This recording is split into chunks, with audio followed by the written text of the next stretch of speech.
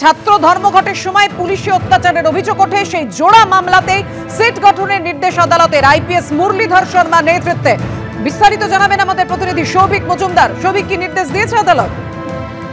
দেখো, কলকাতা হাইকোর্টের মাননীয় বিচারপতি তীর্থঙ্কর ঘোষের নির্দেশ হচ্ছে যে এই দুটি অভিযোগের ক্ষেত্রেই মুরলীধর শর্মার নেতৃত্বে একটি সিট গঠন করা হবে এবং সেই সিটের মেম্বার কারা কারা হবেন সেটা কিন্তু মুরলীধর শর্মাই ঠিক করবেন। সেই অধিকার কলকাতা হাইকোর্ট তাকে দিয়েছেন এবং তার পাশাপাশি যেটা বলা হয়েছে যে এখন থেকে এই ধরনের অভিযোগের ক্ষেত্রে, অর্থাৎ এখানে যেখানে মানবাধিকার লঙ্ঘনের কথা বলা হচ্ছে বা হেফাজতে অত্যাচারের কথা বলা হচ্ছে, সেই ধরনের মামলার বিচার প্রক্রিয়ার জন্য যে বিশেষ আদালত রয়েছে অর্থাৎ মেদিনীপুর নিম্ন আদালত, সেই আদালতেই কিন্তু এই মামলার বিচার প্রক্রিয়া চলবে।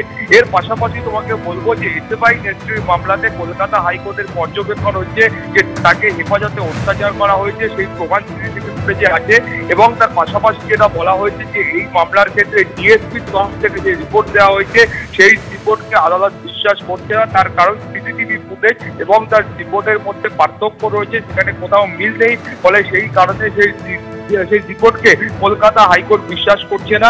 এর পাশাপাশি তোমাকে বলবো যে ডিএসও নেত্রীর যে মামলা ছিল সেই মামলার ক্ষেত্রেও বলা হয়েছে যে এফআইআর এর ভিত্তিতে এই মামলা শুরু করা হয়েছে এবং পরবর্তী পদক্ষেপ গ্রহণ করা হয়েছে, সেই এফআইআর এর গ্রহণযোগ্যতা বা সেই এফআইআর এর বিশ্বাসযোগ্যতা নিয়েও কলকাতা হাইকোর্ট আজকে প্রশ্ন তুলেছে। কিন্তু সব মিলিয়ে এই ডিএসও এবং এসএফআই নেত্রীর তরফ থেকে যে দুটি পৃথক মামলা করা হয়েছিল সেই দুটি মামলাতে মুরলীধর শর্মার নেতৃত্বে একটি সিট গঠন করা হবে এবং এই সিটি পরবর্তী পর্যায়ে যে বিষয়গুলো রয়েছে সেটা তারা খতিয়ে দেখবেন।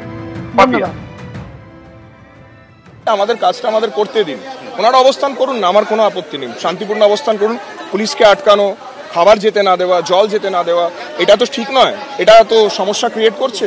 সেইটা আমি ওনাদের রিকোয়েস্ট করছি, আপনাদের সামনে আপনারা পুরোটাই কভারেজ করেছেন। আবার আমি রিকোয়েস্ট করছি, এখন ওনারা অবশ্য বলছেন খাবারটা অ্যালাউ করবেন, তো ঠিক আছে আমরা খাবার পাঠাই, কারণ আমাদের ফোর্স যারা আছে রাত্রির থেকে ডিউটি করছে তাদের কাছে খাবার পৌঁছচ্ছে না। তো এই ব্যাপারটা কিন্তু আমি আবার আপনাদের মাধ্যমে ওনাদের রিকোয়েস্ট করছি যে এই জিনিসটা যেন না করা হয়। আর এদিকে এসএসসি ভবনের সামনে পুলিশ গেলে ফের উত্তেজনা তৈরি হয়। যে পরিস্থিতি তৈরি হয় রেখেছি আপনাদের সামনে। আমরা চেক আপ করবো, তো চেক আপ করে তাদের শারীরিক অবস্থা কি আছে আর না আছে, তাদের যারা অথরিটি মুভমেন্টে তাদেরকে আমাকে তো ইনফরমেশনটা সার্কুলেট করতে হবে। আমি কনফার্ম করে দেবো না, ওটা তো হচ্ছে যে কি আমরা যেটা বলি আপনার সকালবেলা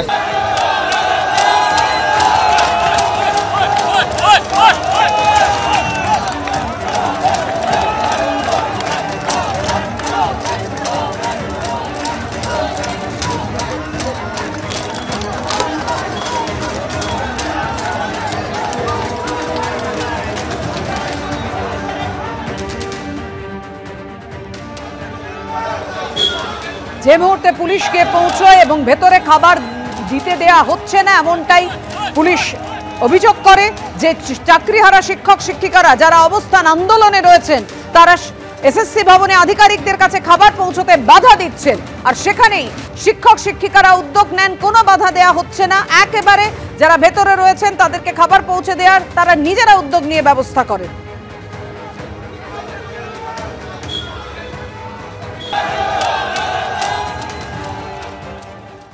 বলছেন যে খাবারটা অ্যালাউ করবেন, আমরা খাবার পাঠাই, আপনারা দেখছেন যে কিরকম ভাবে ওনারা কিন্তু আটকাচ্ছেন। কিন্তু এই যে রিপ্লেসমেন্ট, এই রিপ্লেসমেন্ট কি হবে না তাহলে? যা ফুড তো রিপ্লেসমেন্টে সেই রকম পরিস্থিতি এখন এসছে, সেই জন্যই তো আমরা ওনাদের বারবার রিকোয়েস্ট করছি যে আমাদের কাজটা আমাদের করতে দিন। ওনারা অবস্থান করুন না, আমার কোনো আপত্তি নেই। শান্তিপূর্ণ অবস্থান করুন। পুলিশকে আটকানো, খাবার যেতে না দেওয়া, জল যেতে না দেওয়া, এটা তো ঠিক নয়, এটা তো সমস্যা ক্রিয়েট করছে। সেইটা আমি ওনাদের রিকোয়েস্ট করছি, আপনাদের সামনে আপনারা পুরোটাই কভারেজ করেছেন। আবার আমি রিকোয়েস্ট করছি, এখন ওনারা অবশ্য বলছেন খাবারটা অ্যালাউ করবেন, তো ঠিক আছে আমরা খাবার পাঠাই, কারণ আমাদের ফোর্স যারা আছে রাত্রির থেকে ডিউটি করছে তাদের কাছে খাবার পৌঁছচ্ছে না। তো এই ব্যাপারটা কিন্তু আমি আবার আপনাদের মাধ্যমে ওনাদের রিকোয়েস্ট করছি যে এই জিনিসটা যেন না করা হয়। ওনারা অবস্থান করবেন, আমরা আবার বলছি, তাতে আমাদের কোনো কিছু নেই। কিন্তু এই আটকানো, পুলিশকে আটকানো, যেতে না দেওয়া, যারা ভেতরে আছে তারা তো বেরোতে পারবে না যতক্ষণ না তাদের রিপ্লেসমেন্ট যাবে। পুলিশকে পুলিশের সিস্টেমের মতোই কাজ করতে হবে।